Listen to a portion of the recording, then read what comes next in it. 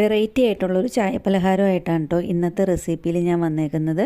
നമുക്ക് പെട്ടെന്ന് ഉണ്ടാക്കിയെടുക്കാം. ചായയുടെ കൂടെയെല്ലാം കഴിക്കാനായിട്ട് നല്ല മൊരിഞ്ഞ ടേസ്റ്റിലുള്ളൊരു പലഹാരമാണ്. പ്രത്യേകിച്ച് ഒരുപാട് സാധനങ്ങളുടെ ഒന്നും ആവശ്യമില്ല. നമുക്ക് വീട്ടിൽ എപ്പോഴും ഉള്ള സാധനങ്ങൾ വെച്ചിട്ട് വളരെ പെട്ടെന്ന് ഉണ്ടാക്കിയെടുക്കാൻ പറ്റുന്ന ഒരു ചായ പലഹാരമാണ് കേട്ടോ. കുട്ടികൾക്ക് ടിഫിൻ ബോക്സിലും കൊടുത്തു വിടാൻ പറ്റുന്ന നല്ല ടേസ്റ്റി ആയിട്ടുള്ളൊരു പലഹാരമാണ്. അതിൻ്റെ പുറഭാഗം എല്ലാം ശരിക്കും മൊരിഞ്ഞിട്ടും ഉള്ളിൽ നല്ല സോഫ്റ്റും ആയിട്ടിരിക്കും. അപ്പോൾ നമുക്കിതെങ്ങനെയാണ് ചെയ്യുന്നതെന്ന് നോക്കാം. ഈ റെസിപ്പിയുടെ വീഡിയോയിലേക്ക് പോവാം. അതിനായിട്ട് ഞാനിപ്പോൾ ഇവിടെ 4 ഉരുളക്കിഴങ്ങ് എടുത്തിട്ടുണ്ട്. ഈ ഉരുളക്കിഴങ്ങ് നമുക്കൊന്ന് കഴുകി വൃത്തിയാക്കി തൊലിയെല്ലാം കളഞ്ഞിട്ട് ഇതൊന്ന് വേവിച്ചെടുക്കണം. അപ്പോൾ ഞാനിത് ഒന്ന് കുക്കറിലിട്ടിട്ടാണ് വേവിക്കാൻ പോകുന്നത്. അപ്പോൾ ഇതിൻ്റെ തൊലിയെല്ലാം കളഞ്ഞിട്ട് ഇത് നല്ലപോലെ കഴുകി ഒന്ന് മുറിച്ചെടുത്തിട്ട് വരാം. ഇപ്പോൾ ഇതാ ഉരുളക്കിഴങ്ങ് കുക്കറിലേക്ക് ഇട്ട് കൊടുത്തിട്ടുണ്ട്. ഇനിയിപ്പോൾ ഇതിലേക്ക് ആവശ്യത്തിനുള്ള ഉപ്പ് കൂടി ഇട്ട് കൊടുക്കുക. അതിനുശേഷം വളരെ കുറച്ച് വെള്ളം മാത്രം ഉപയോഗിച്ചിട്ട് ഇതൊന്ന് വേവിച്ചെടുക്കണം. കുറച്ച് വെള്ളം ഒഴിച്ചാൽ മാത്രം മതി. അടിയിൽ പിടിക്കാതിരിക്കാൻ പാകത്തിനുള്ള വെള്ളം മാത്രം അതുപോലെ ഇങ്ങനെ ഉപയോഗിച്ചാൽ മതി. ഉരുളക്കിഴങ്ങ് ഇവിടെ വേവിച്ച് എടുത്തിട്ടുണ്ട് കേട്ടോ. ഒരു ബൗളിലേക്ക് മാറ്റി കൊടുത്തിട്ടുണ്ട്. ഇനിയിപ്പോൾ ഇതിങ്ങനെ ഒരു ഫോർക്ക് വെച്ചിട്ട് നമുക്കിതൊന്ന് ശരിക്കൊന്ന് ഉടച്ചെടുക്കണം. ശരിക്കും കട്ടയില്ലാതെ, ഒട്ടും കട്ടയില്ലാതെ ഉരുളക്കിഴങ്ങൊന്ന് ഒടിച്ചെടുക്കണം. ഉരുളക്കിഴങ്ങ് ഉടച്ചെടുത്ത് കഴിഞ്ഞതിന് ശേഷം നമുക്ക് അതിലേക്ക് ഞാൻ ഇപ്പോൾ ഇവിടെ കുറച്ച് സോയ എടുത്തിട്ടുണ്ട്. സോയ ഒന്ന് ചൂടുവെള്ളത്തിൽ ഒഴിച്ച് വയ്ക്കുകയാണ്. അതിന് ശേഷം നല്ലപോലെ ഒന്ന് കഴുകി വൃത്തിയാക്കിയിട്ട് ശരിക്കും ഒന്ന് പിഴിഞ്ഞെടുത്ത് നമുക്ക് മിക്സിയിലിട്ടിട്ട് ഇതൊന്ന് ചതച്ചെടുക്കാം. അപ്പോൾ നമ്മൾ ഈ ഉരുളക്കിഴങ്ങിൻ്റെ കൂടെ സോയയും കൂടെയും ചേർത്ത് കൊടുക്കുന്നുണ്ട്. അതുപോലെ ഇങ്ങനെ ചതച്ചെടുത്തിട്ടുണ്ട്. ചതച്ചെടുത്ത സോയയും കൂടി ഉരുളക്കിഴങ്ങി ചേർത്ത് കൊടുത്തിട്ടുണ്ട്. അതിന് ശേഷം ഇതൊന്ന് മിക്സ് ചെയ്യണം. ഇനി വേറെ കുറച്ച് സാധനങ്ങളും കൂടെ ചേർക്കാനുണ്ട്. ഒരു മീഡിയം സൈസിലുള്ള സവാള ചെറുതായിട്ട് ചോപ്പ് ചെയ്ത് അതും കൂടെ ചേർത്ത് കൊടുക്കുന്നുണ്ട്.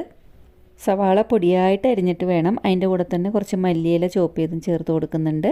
പിന്നെ അതിലേക്ക് ആവശ്യത്തിന് ഒരു പച്ചമുളക് ഒരെണ്ണം ചേർത്ത് കൊടുക്കുന്നുണ്ട്. ചെറുതായിട്ട് മുറിച്ചിട്ട് അത് ചേർത്ത് കൊടുക്കുന്നുണ്ട്. പിന്നെ 1 സ്പൂൺ കുരുമുളക് പൊടി, അതുപോലെ തന്നെ ഒരു 1/2 സ്പൂൺ ചതച്ച മുളക്, ചുമന്ന മുളക് ചതച്ചത് അത് ചേർത്ത് കൊടുത്തിട്ടുണ്ട്.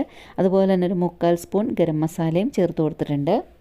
ഇനി ഇതിലേക്ക് ആവശ്യത്തിനുള്ള ഉപ്പ് കൂടി ചേർത്ത് കൊടുക്കണം. നമ്മൾ ഉരുളക്കിഴങ്ങ് വേവിക്കുമ്പം ഉപ്പ് ചേർത്തിട്ടുണ്ട്. അപ്പോൾ അതുകൊണ്ട് തന്നെ നോക്കിയിട്ട് ചേർത്ത് കൊടുക്കുക.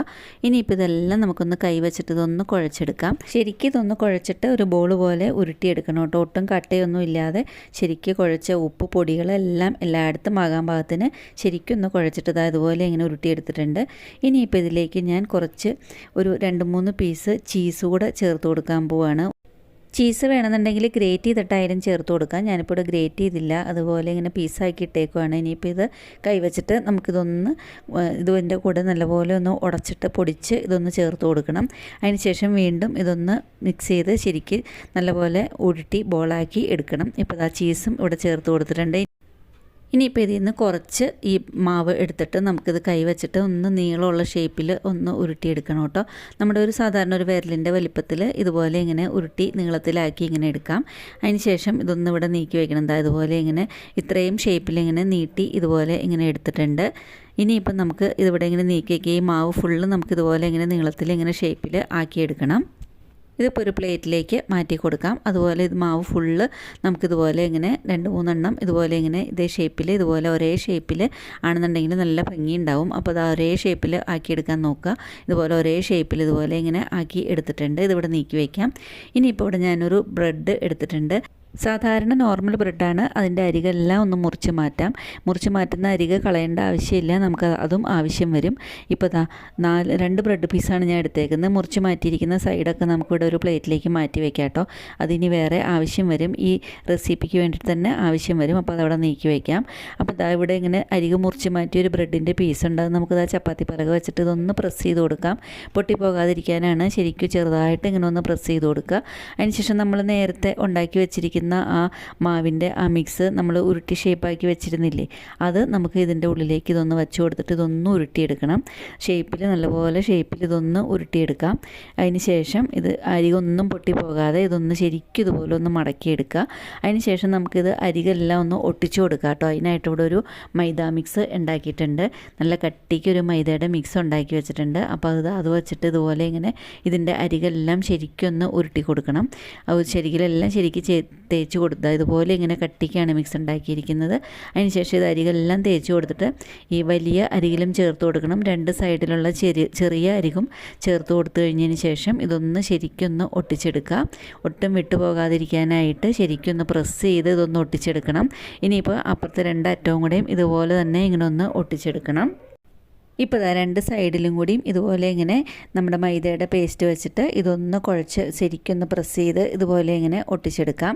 ഇപ്പോൾ രണ്ട് സൈഡും ഒട്ടിച്ച് കഴിഞ്ഞിട്ടുണ്ട്. ഇനിയിപ്പോൾ നമുക്കിത് ഫുള്ള് ഇതെല്ലാം ഇതുപോലെ ഇങ്ങനെ ചെയ്തെടുക്കണം. നമ്മൾ നേരത്തെ ഉരുട്ടി വെച്ചിരുന്ന അത് ഫുള്ള് ഇതുപോലെ ഇങ്ങനെ ഓരോ ബ്രെഡിലാക്കി വെച്ചിട്ട് ഇതുപോലെ ഇങ്ങനെ റോൾ ചെയ്ത് ഒട്ടിച്ചെടുക്കണം. ഇപ്പോൾ ഫസ്റ്റ് ഇവിടെ റെഡി ആയിട്ടുണ്ട്. ഇപ്പോൾ ഇതാ ഇതുപോലെ ഇങ്ങനെ ഇത്രയും റെഡിയാക്കി എടുത്തിട്ടുണ്ട്.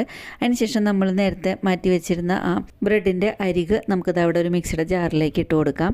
നമ്മൾ നേരത്തെ മാറ്റി വെച്ചിരുന്ന ബ്രെഡിൻ്റെ പീസുകളുടെ അരികളാണത്. ബ്രെഡ് പീസിൻ്റെ അരികളെല്ലാം ഒരു മിക്സിയുടെ ജാറിലേക്ക് ഇട്ട് കൊടുത്തിട്ടുണ്ട്. അതിന് ശേഷം ഒന്ന് പൊടിച്ചെടുക്കാം കേട്ടോ. ഇപ്പോൾ അതിവിടെ പൊടിച്ചെടുത്തിട്ടുണ്ട്. ഇതും പൊടിച്ചെടുത്തിരിക്കുന്ന ബ്രെഡ് ക്രംസും നമുക്ക് ഒരു പ്ലേറ്റിലേക്ക് മാറ്റി കൊടുക്കാം. അപ്പോൾ നമുക്ക് ഇതാ നല്ലപോലെ തരിതരിയായിട്ട് കിട്ടിയിട്ടുണ്ട്. നമുക്കിപ്പോൾ ബ്രെഡ് ക്രംസും പുറമേ നിന്ന് കടയിൽ നിന്നൊന്നും വാങ്ങേണ്ട ആവശ്യമില്ല. ഈ മുറിക്കുന്ന ബ്രെഡിൻ്റെ അരികിൽ നിന്ന് നമുക്ക് ഉണ്ടാക്കാവുന്നേ ഉള്ളൂ. അതും ഇവിടെ ഒരു പ്ലേറ്റിലേക്ക് മാറ്റി കൊടുത്തിട്ടുണ്ട്. അപ്പോൾ അതും ഇവിടെ റെഡി ആയിട്ടുണ്ട്. അതിന് ശേഷം നമ്മൾ നേരത്തെ മൈദയുടെ പേസ്റ്റ് ഉണ്ടാക്കിയിരുന്നു. അപ്പോൾ അതിലേക്ക് കുറച്ച് മൈദാപ്പൊടി കൂടെ ഇട്ട് കൊടുത്തിട്ട് ഇതൊന്ന് ലൂസായിട്ടുള്ളൊരു പേസ്റ്റ് ആക്കി എടുക്കണം.